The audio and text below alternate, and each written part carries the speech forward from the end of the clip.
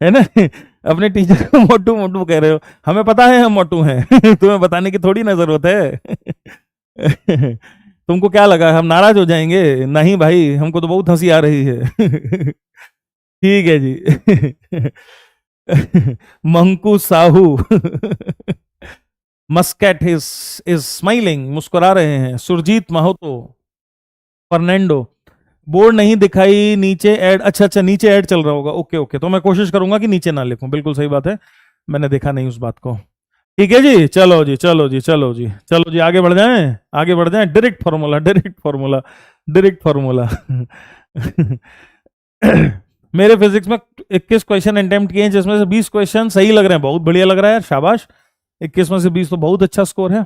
अच्छा जी, if mass defect in a nuclear reaction is 0.4 gram, then find the Q value of the reaction. क्या करूं मैं, मतलब क्या, कहां जाऊं, कहां जाके सर मारूं अपना दीवाल में, क्या करूं, क्या क्या पढ़ा है और क्या क्या पूछा जा रहा है, बताइए क्या किया जाए।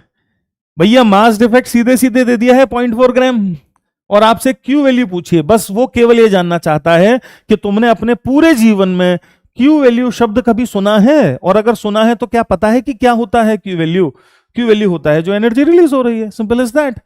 तो क्या Q value, Q value, Q value अगर डेल्टा एम मास डिफेक्ट है किसी रिएक्शन का, तो क्या delta M into C square होगा।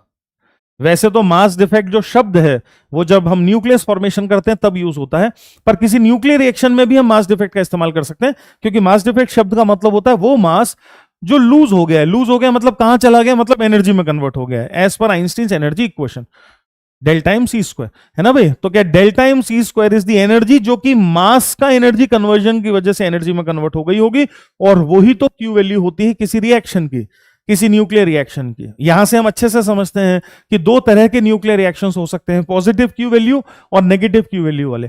पॉजिटिव क्यू वैल्यू वाले जो रिएक्शंस हैं वो हैं जिसमें एक्चुअली न्यूक्लियर रिएक्शन के दौरान मास एनर्जी में कन्वर्ट हो रहा है, इसीलिए वो स्पॉन्टेनियस रिएक्शंस होते हैं, अपने से होने वाले रिएक्शंस होते हैं। तो नेचर में अगर कोई भी अपने से हो रहा है न्यूक्लियर रिएक्शन, तो एक पक्की बात है कि उसकी क्यू वैल्यू पॉजिटिव होगी। जैसे रेडियोएक्टिव रिएक्शंस है ना, natural radioactivity, Q value positive होगी। और नेगेटिव क्यू वैल्यू का क्या मतलब है कि इस रिएक्शन में फंडामेंटली एनर्जी मास में कन्वर्ट हो रही है, हेंस जब तक वो एनर्जी दोगे नहीं आप तब तक तो ऐसा होगा नहीं, तो इनको नॉन स्पॉन्टेनियस कहते हैं। ये इसके पीछे की थोड़ी सी थ्योरी, जरूरत नहीं है उसकी भी, कुछ भी नहीं करना है अपने को, तो सीधे आंसर निकालना है अपने को, तो कुछ नहीं करना है अपने को, तो बस फंडों की मटकी फोड़नी है, कोई क्वेश्चन निकालें और उसे फोड़ डालें। तो क्वेश्चन निकालें और क्वेश्चन को फोड़ डालें। तो भाई साहब 0.4 ग्राम है, तो 0.4 ग्राम को पहले तो केजी में बदल लेते हैं। अब ये हो गया केजी में, है ना, ये हो गया किसमें, केजी में, इंटू सी जो कि कितना है 3 इंटू 10⁸ का स्क्वायर, का स्क्वायर। क्या सीधे सीधे आंसर जूल में आ जाएगा, है ना, क्या सीधे सीधे आंसर जूल में आ जाएगा। ठीक है जी, कितना आ जाएगा वो भी चलो देख लेते हैं। So this is 0.4 into 10⁻³ into 9 into 10⁻16, है ना। ये बात है।